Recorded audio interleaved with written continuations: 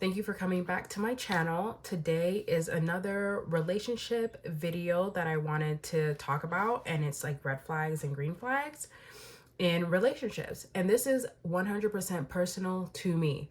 This will not apply to everybody, so pick and choose how you will. My green flags may be a red flag to you. I don't know. When I am talking about the red flags and the green flags, I'm not just talking about the other person. You need to look at yourself as well. That is the biggest thing that I learned in my relationship. It's not just the other person, it is you as well. So we're going to start with the bad and end off with the good. First red flag is that he doesn't like you. This is very self-explanatory. He doesn't call you. He doesn't plan any dates.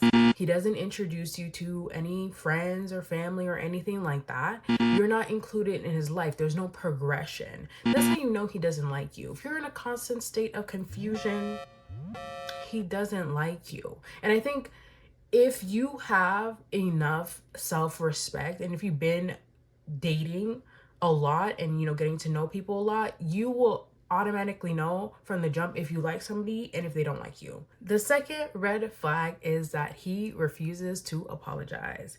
Now, this is a big one that I learned in my that relationship at 19. Yeah, I learned that if a man does not want to apologize to you, and apologizing is like pulling out teeth, that is a problem. That is a problem. That is an ego thing.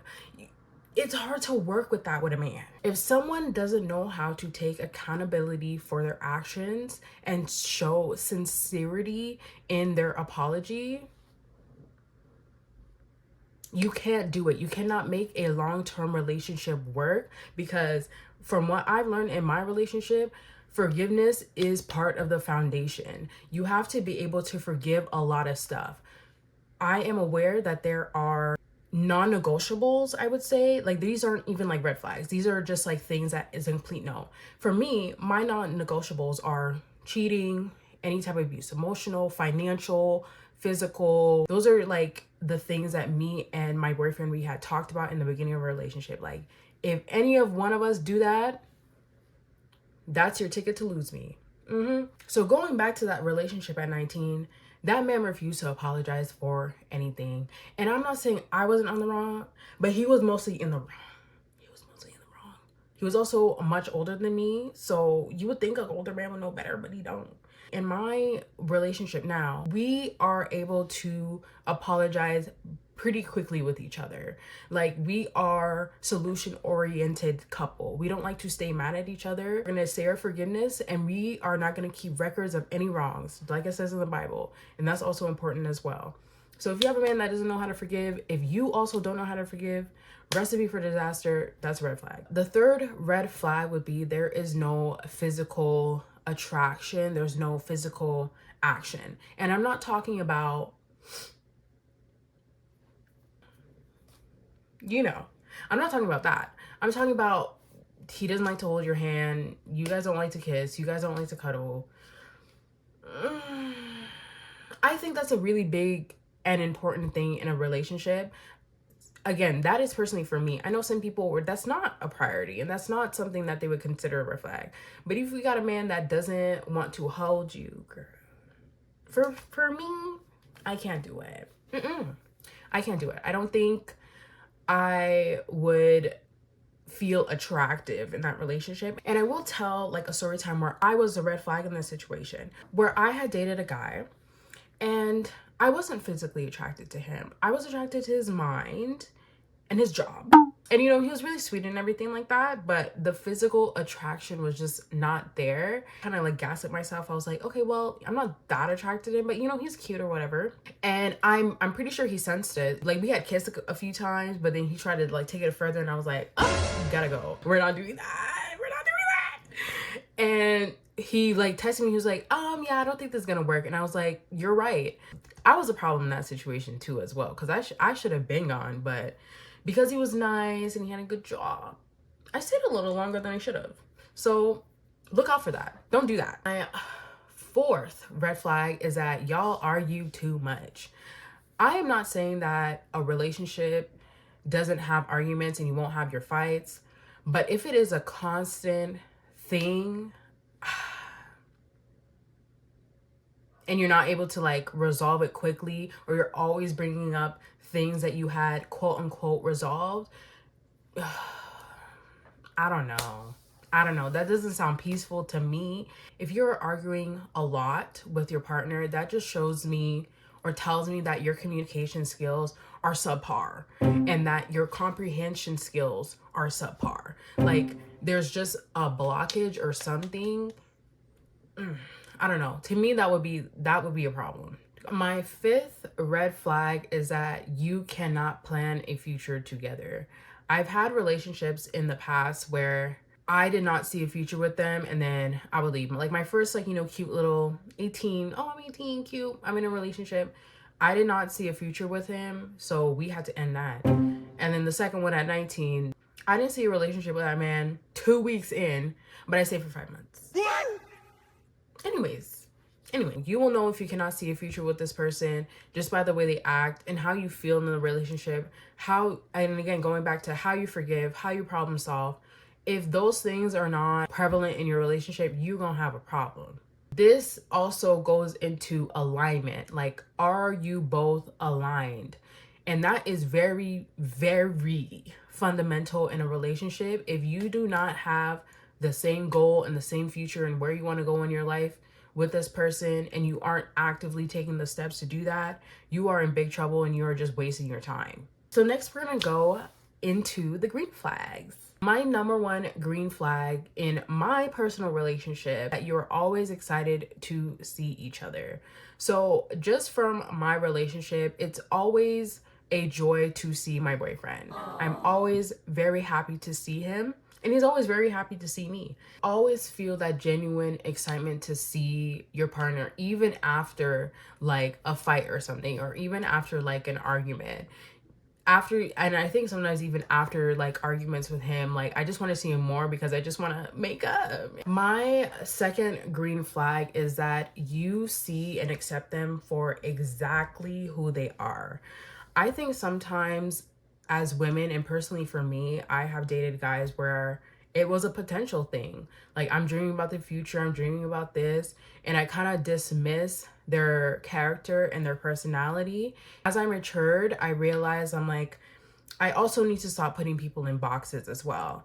Back in the day, I would be like, okay, you're a bad person, I'm not gonna deal with you, you're a bad person.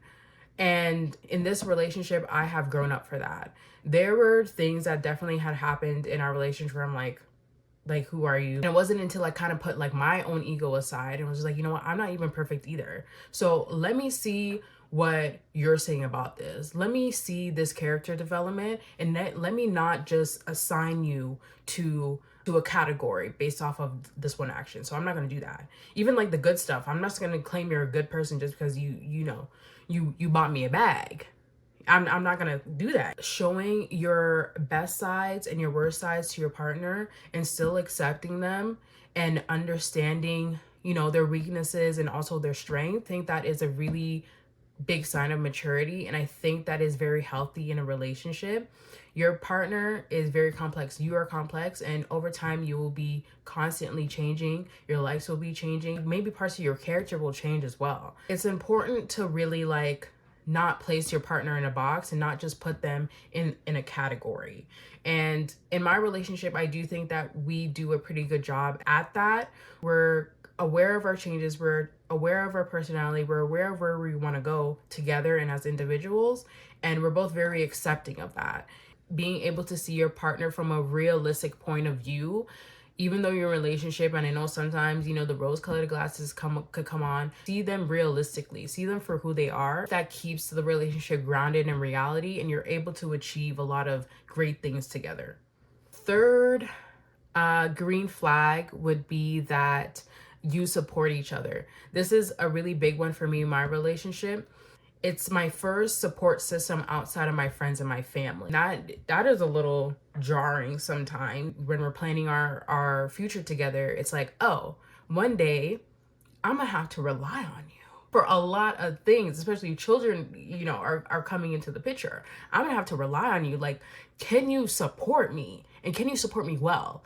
I guess some of the signs that you should look for is if you're trying something new, you are met with encouragement. You are met with a positive response. If you are met with something negative, or you can't do that, or you're not this for your partner, I don't know what to tell you.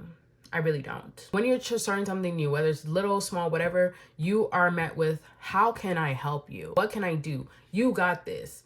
I'm in your corner, type of energy. That's what you need to look for. You need to meet your partner with the same type of energy that he is giving you when it comes to the positive reinforcement and with the encouragement. You also need the accountability partner within your relationship as well, because it not just shows that this person is supportive, but they want you to really succeed when you're giving 10% when you need to be giving like 30 that day. The fourth green flag is that you are able to forgive each other. I think this is one of like the pillars in my relationship. And not to get too deep into what happened, but in the beginning of a relationship, we went through like a really rough patch. And I'm not talking about cheating, I'm not talking about abuse, I'm not talking about that. It was just drama. It was just a lot of drama. And I had to like take a look in the mirror. I had to look at him from a realistic point of view. And I was just like, is this worth my future? Is this man worth my future? Like, for real? Like, do I want to continue this relationship? I had that moment in time with him. And it was pure forgiveness that got us to where we are today.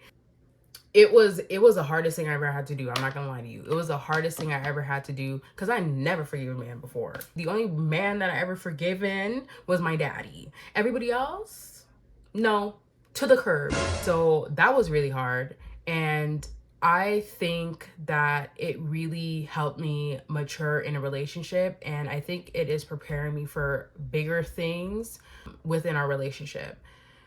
Forgiveness is hard. Forgiveness is really hard. And even after I had initially forgiven him, it took me 4 months to really get over the situation. I was looking at it from a big point of view where, okay, when we are like 5, 10, 15 years, 20 years, there will be other stuff that will happen. How are we going to be able to navigate it? And are you somebody that I want to navigate hardships with? This is somebody that I realized that I could work with, I could fight with, and I could problem solve with, and that I can forgive. Forgiveness, it depends on the person. I do think it's very subjective. Some people forgive cheating.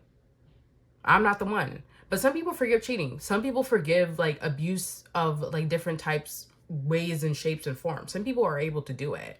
So it really depends on you. And the fifth green flag in a relationship is that you let Jesus in between y'all. You have God currently present in your relationship and you seek him for everything. This is my first Christ-centered relationship. I never had that before. Having God in your relationship and you both actively seeking his advice and doing things pretty biblically. You will not get 100%. You will not. But loving each other the way that God loves you within your relationship, I think that is a key, and I think that is a foundation, and it is a very strong foundation within a relationship. Because David and I, we had a really great experience one time. We had, the day before, we were just talking about, our future and what we wanted to do together and, things of that sort. I don't want to get too in it because it's between us and the Lord. And I was also going just through some of my own like personal stuff that I was struggling with. And the next day we went to church, and at my church, sometimes you can go up and get prayer if you're struggling with anything. And during the service, I was like, okay, yeah, we should go. Like, we had that really like intense conversation yesterday and trying to figure out our future together. So we should go up and get prayer done. And I eventually like talked myself out of it. I was like, you know what? Like, it's fine. We don't need to.